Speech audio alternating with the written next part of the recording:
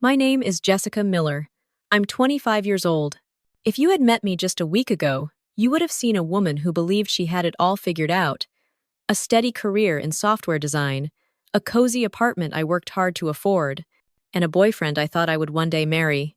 His name was Ryan Carter. For 2 years, Ryan was my world. He had this boyish grin that could melt away a bad day. For a while, I thought his presence in my life was fate. 8 months ago, he moved into my apartment. It felt like the natural next step. He promised he'd start saving for the future, for our future. So, I covered the rent, the utilities, the groceries. I didn't mind. I told myself it was temporary. But lately, something had shifted. Ryan was often working late, though he never had much to show for it. His phone, once left carelessly on the coffee table, became an extension of his hand, always face down, always password locked. I tried to shake the unease off. I tried to remind myself that love means trust. Then came the message. A simple vibration on my phone while I was sautéing vegetables for dinner. I wiped my hands on a dish towel, smiling because I thought it would be Ryan telling me he was finally on his way home. Instead, I read, "Staying at Chloe's tonight. Don't wait up." Chloe, his coworker. The same Chloe whose Instagram photos he liked at 2:0 the morning. The same Chloe who laughed a little too much at his jokes during office parties. My pulse slowed to a crawl. My first instinct was disbelief. Maybe it was work-related, maybe innocent. But my second instinct, the one that whispered from deep in my chest, told me the truth. He had chosen. I typed back with trembling fingers. "Thanks for letting me know." That was it. No confrontation, no theatrics, just 7 words that sealed his fate. I stood there in my kitchen, staring at the skillet on the stove, the vegetables slowly charring, smoke curling upward. It felt like a scene from someone else's life. My chest should have been burning, but instead there was a hollow calm. I remembered something my father told me once, back when I was 17 and crying over my first heartbreak. He'd placed a firm hand on my shoulder and said, "A man who hides his phone is already gone in spirit. Don't beg someone to stay when they've already left you." Back then, I had rolled my eyes, but now his words felt like prophecy. I turned off the stove, the room filled with the faint, bitter scent of burnt onions, and set down the spatula. The weight of betrayal pressed against me, but beneath it, another feeling bloomed, cold, precise, almost surgical resolve. If Ryan wanted Chloe's bed, then that's where he could stay permanently. I didn't scream. I didn't cry. Instead, I reached for the first empty cardboard box I kept from moving. I placed it on the bed we once shared and began to pack, one neat fold at a time. The first shirt I folded was his favorite, an old gray hoodie worn soft from years of use. I remembered the night he draped it over my shoulders after our very first date when the rain caught us off guard. For a moment, my fingers lingered on the fabric. The memory stung like lemon on a paper cut. Then I pressed the hoodie flat, placed it in the box, and closed the lid. I wasn't just packing clothes. I was dismantling a life. 1 box became 2, then 3. The rhythmic motions soothed me in a strange way, shirt folds stacked close. Like every crease smoothed out, was another corner of my heart being ironed free from him. His cologne bottles lined the dresser, little glass monuments of lies. Into bubble wrap they went. His toothbrush, his razor, the half-used bottle of aftershave he swore by, all tucked neatly into a toiletry bag. I even wound the cord of his electric razor carefully, as if my precision might disguise the fury fueling each action. By midnight, I had stripped the room bare of him. 8 boxes, 2 suitcases, his shoes, ties, and even the silly mug he claimed his grandmother gave him, but actually bought from IKEA. Nothing of Ryan remained, not even the pillowcase he used. I folded it neatly, placed it on top of the final suitcase, and stood back. The apartment looked different without his clutter. Cleaner, lighter. I glanced at the clock. 10:15 p.m.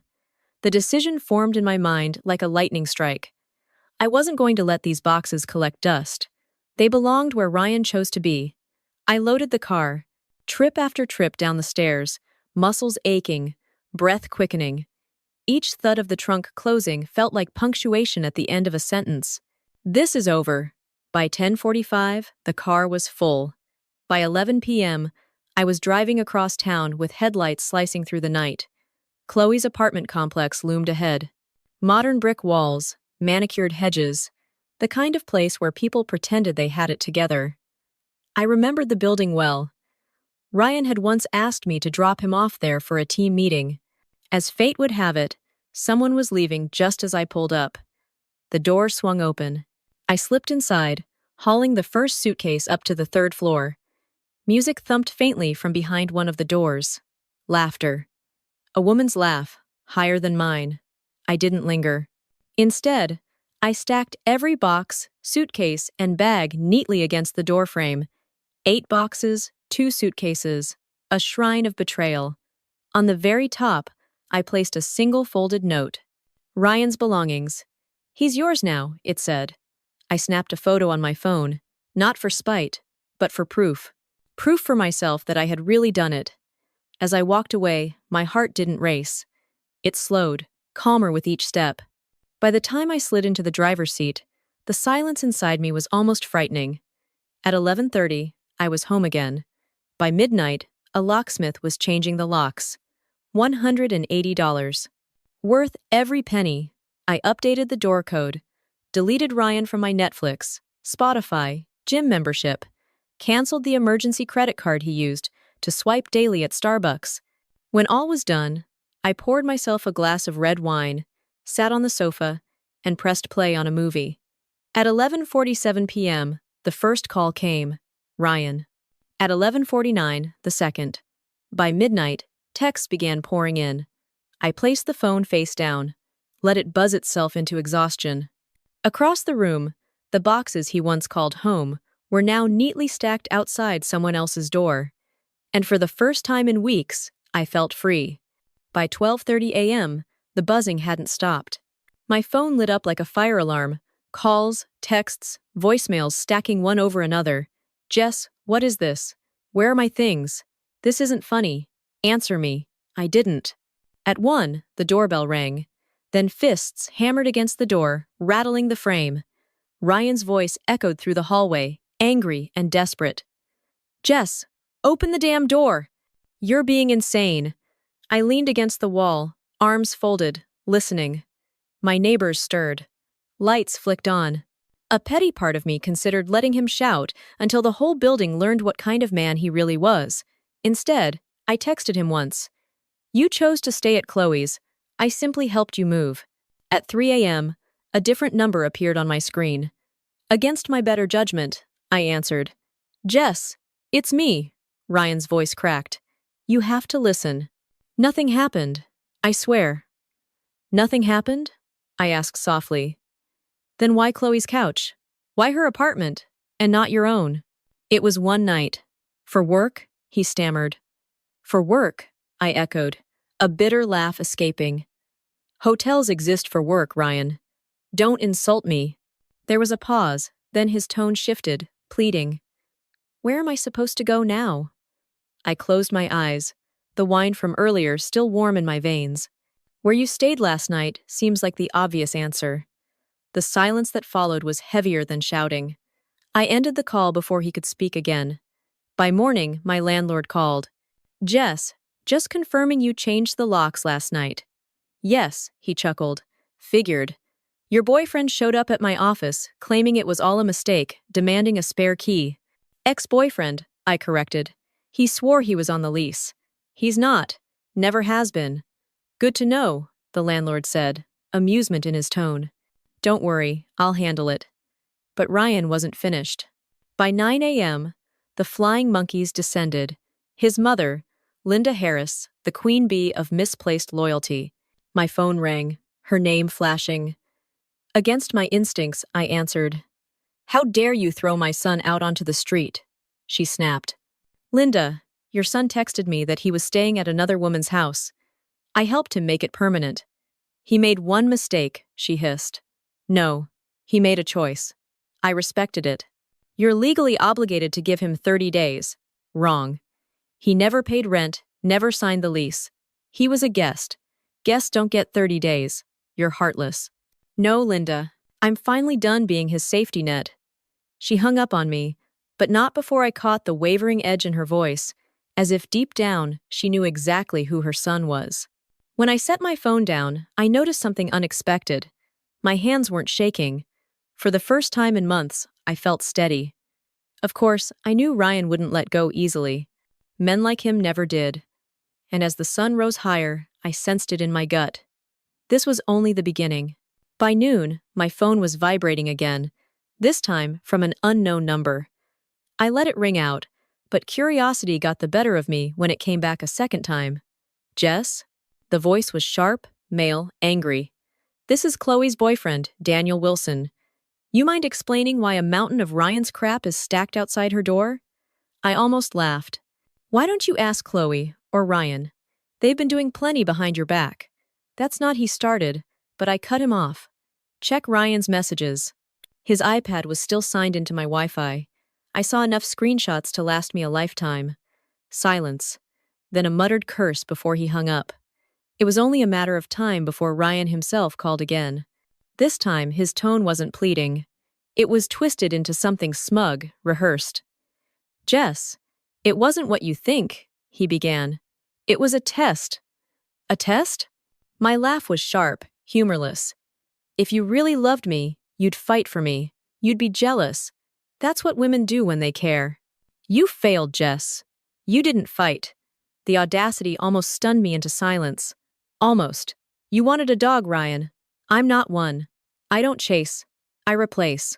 His voice cracked, then, no longer smooth. Replace me with who? I let the pause hang, then delivered the line like a dagger. I already texted Andrew. Coffee tomorrow. The silence on his end was delicious.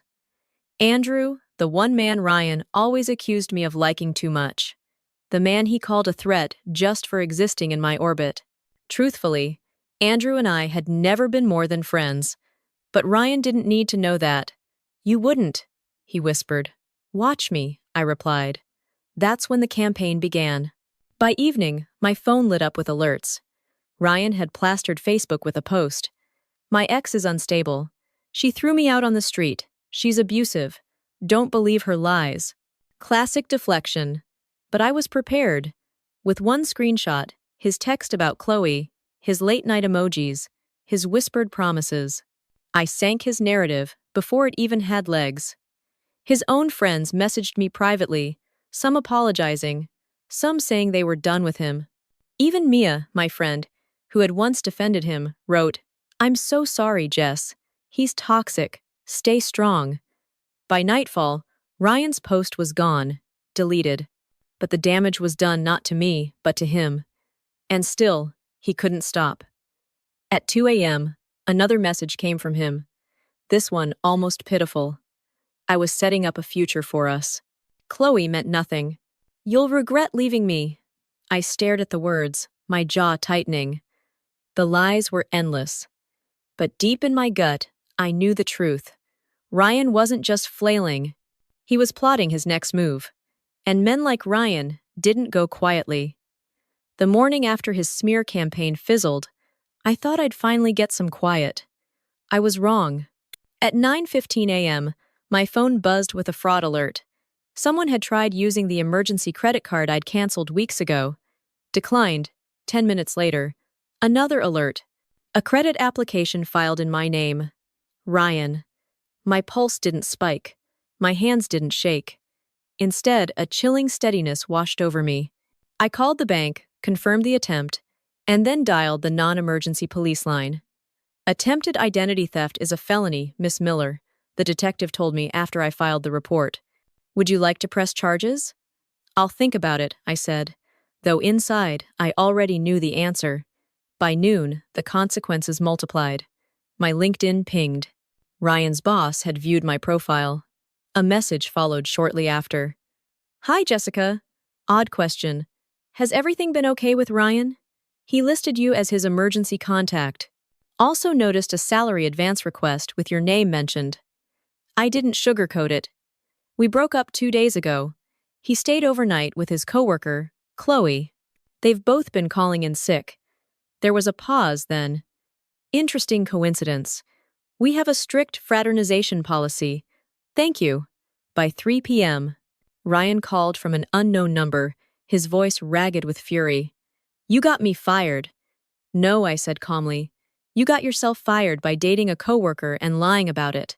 I wasn't dating her, he snapped. Your boss seems to think otherwise. How am I supposed to live without a job, without money?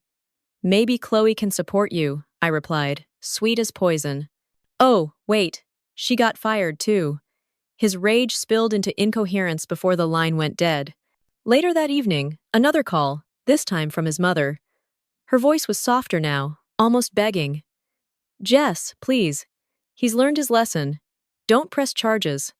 You'll ruin his life. I pressed the phone closer, staring at the quiet apartment around me, free of his presence. Linda, I said evenly. He tried to steal my identity twice. He ruined his own life. I just won't carry the blame for it. There was a long silence, then the sound of her muffled sobs before she hung up. For the first time since this began, I felt something close to satisfaction. Not because Ryan was crumbling, but because the mask had finally fallen. Everyone else could see him now, the selfish boy who played games until he lost. Still in the back of my mind, I knew cornered men rarely retreat. They lash out, and I hadn't seen the worst of Ryan yet. Saturday afternoon, I was making coffee when a deep rumble shook the street outside. Through the blinds, I saw a U-Haul truck parked crookedly at the curb. Ryan. He wasn't alone. Two of his cousins, Tyler and Mike, climbed out of the cab, muscles flexing under cheap tank tops. Ryan strutted behind them like a general marching into battle. My heart didn't race. I'd been waiting for this. I opened the door, just enough to watch. Tyler was already fiddling with the lock, Mike hauling patio chairs toward the truck. Ryan stood with arms crossed, smirking like he'd already won. That smirk faltered when the front door opened wider, and my brother, Zachary, stepped out beside me. Zachary, broad-shouldered, ex-college wrestler, the kind of man who could silence a room with a look. And then Camila, my best friend, appeared with her phone already recording. Afternoon, gentlemen, Zachary said coolly. Planning to rob my sister in broad daylight? Tyler froze, the screwdriver slipping from his hand. Mike put down the chairs. Ryan's jaw tightened. This is my place too, Zachary. I have rights. No, you don't, I cut in. My voice carried louder than I expected. Every piece of your junk was delivered to Chloe's door a week ago. Remember? That doesn't matter. I lived here. I'm moving back in. Camila stepped forward, camera steady in her hand. You mean breaking and entering? Pretty sure that does matter. And then, as if the universe enjoyed theatrics, a familiar voice called from the sidewalk. Gentlemen, said Officer Martinez, flashing his badge. Care to explain why you're attempting burglary? The cousins paled. Tyler muttered something about being misinformed and backed toward the truck. Mike followed, muttering apologies. Ryan's composure cracked, his face twisted, desperation bleeding through arrogance. Jess, you can't do this to me. I have nowhere else to go. I folded my arms, steady as stone. You did this to yourself, Ryan. Every choice you made led you here. You love me? He shouted, voice breaking. No, I said. I love the man I thought you were. That man doesn't exist. Officer Martinez stepped closer. Ryan Carter, we've already got a report of attempted identity theft in your name. Care to add trespassing to the list? Ryan blanched. His eyes darted between us. Zachary's glare. Camila's phone. Officer Martinez's badge. He realized the battle was lost, but he still tried one last pitiful card. Jess, please. I can change. Just one more chance. I almost pitied him. Almost. You had your chance the night you chose Chloe, and the night you forged my name, and every moment you lied instead of telling the truth. The silence stretched until finally Officer Martinez pulled out his radio. Dispatch. I've got a suspect here. That broke him. Ryan turned, bolted toward the U-Haul, but the cousins had already abandoned him, driving off without him. Officer Martinez caught his arm easily. Ryan didn't even resist. As they led him away, his voice cracked over his shoulder. You'll regret this, Jess. You'll regret losing me. I held the doorframe and spoke clearly enough for the whole block to hear. No, Ryan. I'll regret ever letting you in. The U-Haul disappeared down the street, and with it, the last of his power over me. For the first time in months, my apartment was quiet. Truly quiet. And in that silence, I felt something bloom. Peace. The week after Ryan's arrest was strangely calm, like the air after a hurricane. My apartment, once heavy with his presence, felt lighter. The sunlight streamed in more warmly. The silence, no longer suffocating, but comforting. I spent the first few mornings relearning simple pleasures, making coffee without wondering if he'd drained the last of the beans, playing music at full volume without his complaints, stretching across the bed without running into his restless body. Freedom was quiet, and quiet was beautiful. Still, there were echoes. His mother leaving voicemails that oscillated between begging and blaming, old acquaintances trying to stir gossip. I let them all go to voicemail. I owed them nothing. Then one evening, my phone buzzed with a message from Andrew. Hey, want to grab coffee this week? No pressure. I stared at the text for a long moment, my chest tightening. Not with dread this time, but with something gentler, hope. When we met, it wasn't dramatic. No fireworks, no cinematic soundtrack, just two people sitting across from each other, sipping coffee, laughing at small things. And for once, I wasn't waiting for the other shoe to drop. Andrew asked questions, listened, never glanced at his phone when I spoke. The simplicity of it felt healing. We've taken it slow since then, cautious, but steady.